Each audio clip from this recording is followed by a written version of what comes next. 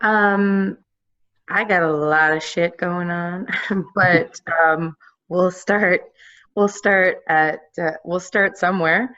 Okay. Um, um, I grind my teeth at night, and I have done since I was a kid.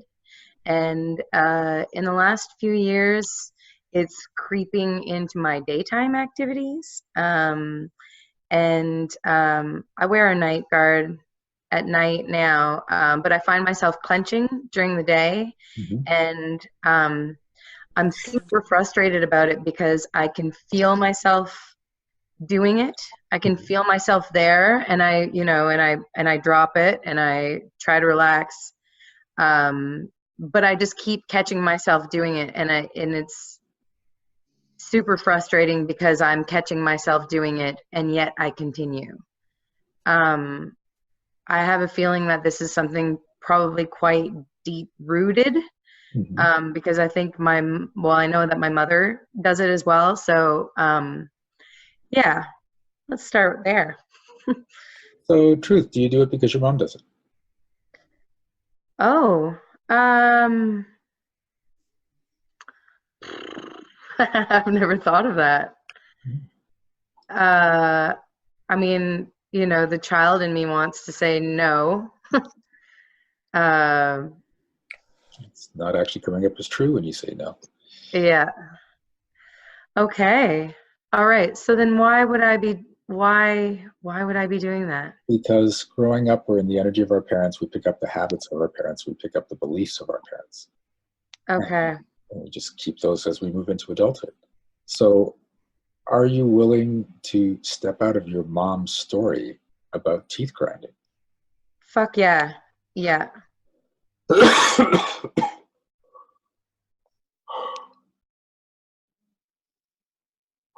What's your relationship with your mom like? Well, that's another thing that's kind of on my mind right now, Mhm. actually. Um,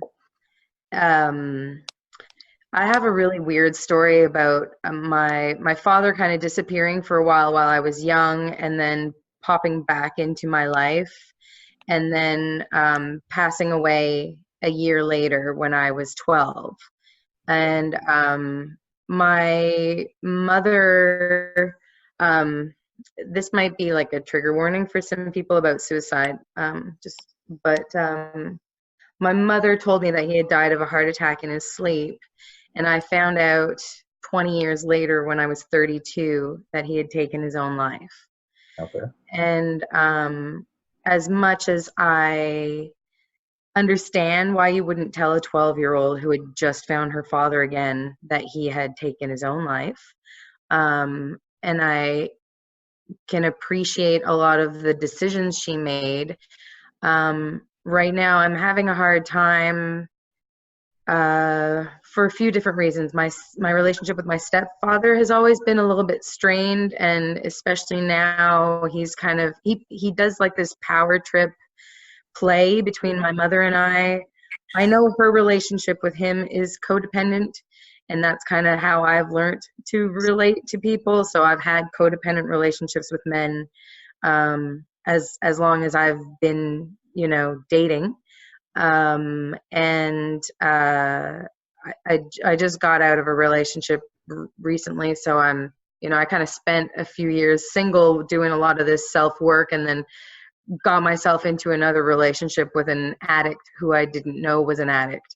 So there's a lot of weird codependent bullshit going on, and I really am ready to let it go because I feel like it's not my shit. Okay. And yeah, so there's a lot of stuff going on with my mother there. I haven't really spoken to her.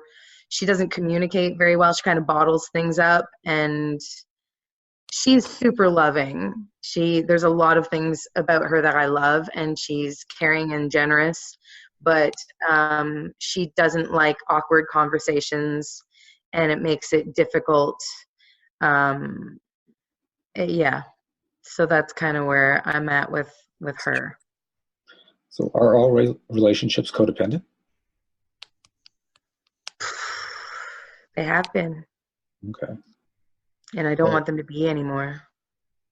so the first part was true. The second part, not so much. So what would it be like if you were in a relationship that wasn't codependent? I don't know. Yeah. See, and this is the thing, when you don't know what something's like, you tend to just try to say, no, you know what, let's not do that. I know what a codependent relationship feels like. That's safe. I may not like it, but I know what it's like, so let's stay here. So are you willing to destroy the belief that the best thing to do is continue to create codependent relationships? Yeah, I'm willing to get rid of that.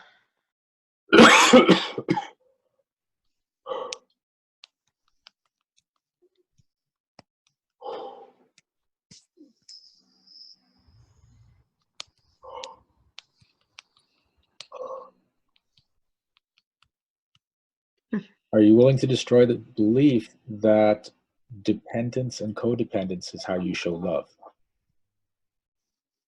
Yeah, I'll get rid of that one.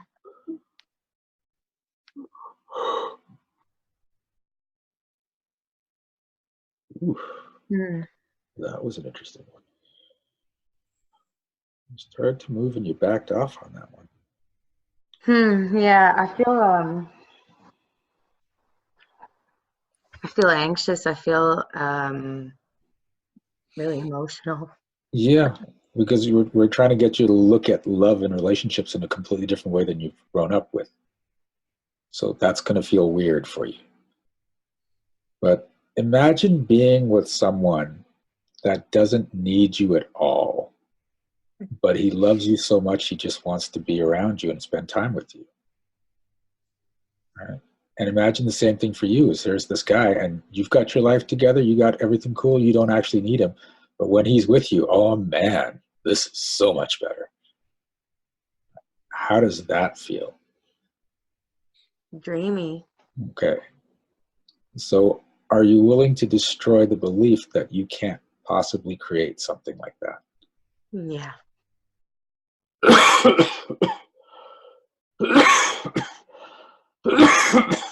There we go. Now it's moving.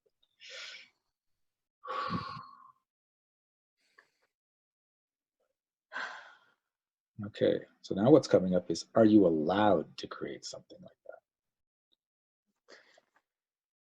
Yeah. that? Okay. So there's some resistance in that. I had What? this moment Mhm. recently where I looked at someone that I was attracted to, and I noticed my thought go into a pattern that was not right. And the thought was, he's got a really great family. Mhm. There's no way I would fit in There it is. Okay. to his life because I mean, and my family is not awful, but just there's just some shit that is not cool with me, Okay. and they live their thing and I find myself separating a little bit because there's no emotional connection. There's no truth. I mean, there's little truths and little honesty, but not enough for me. So if you were in a relationship with him, does does your whole family have to come along for your relationship?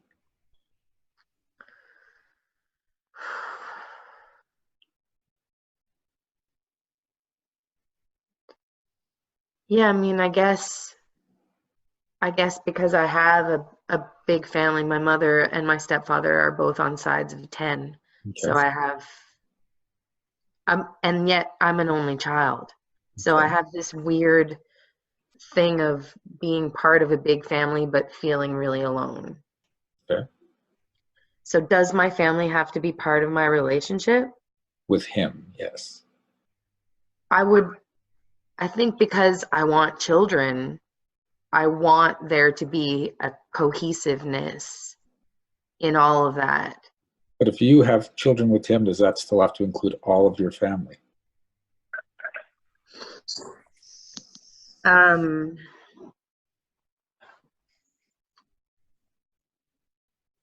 well, am I being difficult? I feel like there will be, of course, the yeah, the relationship. I mean, there will be times together, and there will be, I mean, if I have children, my parents are obviously going to be an influence on those children. Okay. Well, what's happening here is you're in the space where here's this guy that seems really great, but I'm already going to dismiss him because I don't think he'll get along with my family. I don't know how it's going to look. And you don't even know that that's a true scenario, but you're like, well, what if? And so, you know what? Let's not even go there. Mm.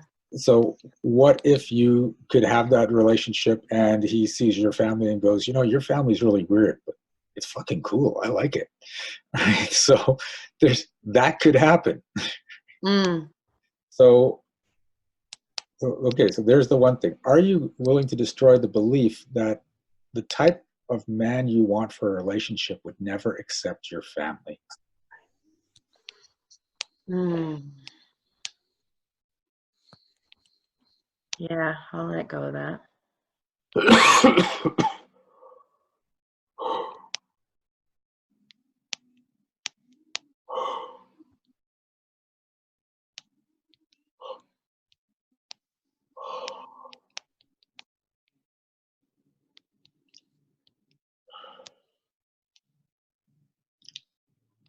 And are you willing to destroy the belief that the man you want to be with has to accept all of your family?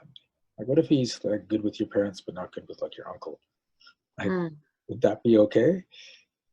Does he have to get along with everyone, or is it an all or nothing thing? I guess it's not a matter of getting along with, Yeah. because people do get along with my family Okay. just fine. Um, I guess what it is trying to navigate, um, the the under layer. Surface, everything is fine, Mm-hmm. you know, and that's kind of how they roll. Yeah. They're fairly concerned about what other people think of them Okay.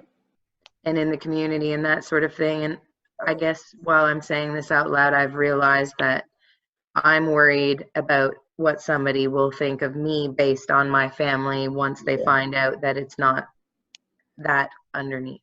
Yeah. So I'm Okay. just carrying their shit. Yes, you are. Yeah. So, are you willing to destroy the belief that you need to find someone that won't judge you and your family?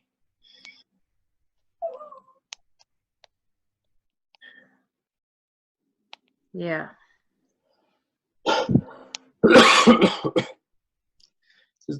There's judgments going to occur whether you want it to or not. And and it's funny because you talk about, well, they've got it together on the surface, but underneath there's some crap going on. I'm pretty sure if you talk to anyone on this call about their families, they got it on the surface, and maybe they don't even have it on the surface, but there's always crap going on underneath. Mm. So that's just called having a family. And I'm sure if you find some guy and he looks amazing and it looks like he's got his life together, and then you meet his family, they're going to seem fine on the surface, but then you're going to be like, oh, what's this? Okay. But then you have to also realize that whatever that is, that's not him. That's his family. Yeah. Right? Yeah. And you want a guy that's going to look at the same thing at you and say, look, I love this woman. She's got a weird family, but I'm good with that because I want to be with her. I want to spend my time with her.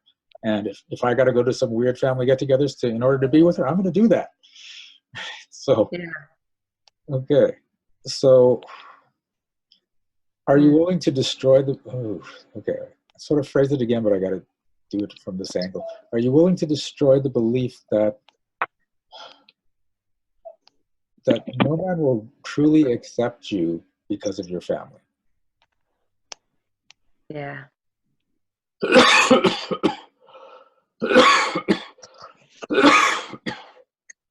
Ooh, there we go. Okay, how's that feel? Better, worse, same, or different? Yeah, a lot lighter. I mean, it's not the end of the world anymore. Good. But it was. 20 minutes ago, it totally was. And it has been for a while. It's just like, felt like everything was, yeah. That's a great shift then. Yeah, I think I was taking things too seriously and like striving for this bar of perfection, which is something that's been a theme in my life. And I don't know if that was like for wanting acceptance or you know, if I was more perfect, maybe my dad would have stuck around or something. I don't know. That might be part of it. But like the anxiety of perfection is like doing my head in. Yeah. Striving for perfection only slows you down or keeps you stuck completely. Mm. So you want to get out of that and just keep going. And if things aren't perfect, then you don't try for perfection. But if things aren't great, you make them better, right? And you just keep going and course correct whenever things aren't feeling the best. You want to keep it light, you're going to keep it happy, but there's going to be dips, and then you just keep making course corrections to get it light and happy. But the happy part is important. The fun part is important. Do not take life seriously. Mm. So Thank you. You're welcome. Hey, this is Shiraz. Thanks for watching this video. If you liked it, please remember to like and subscribe to our channel. And you can check out upcoming events at www.energeticmagic.com. And remember, be well, be aware, and be magical.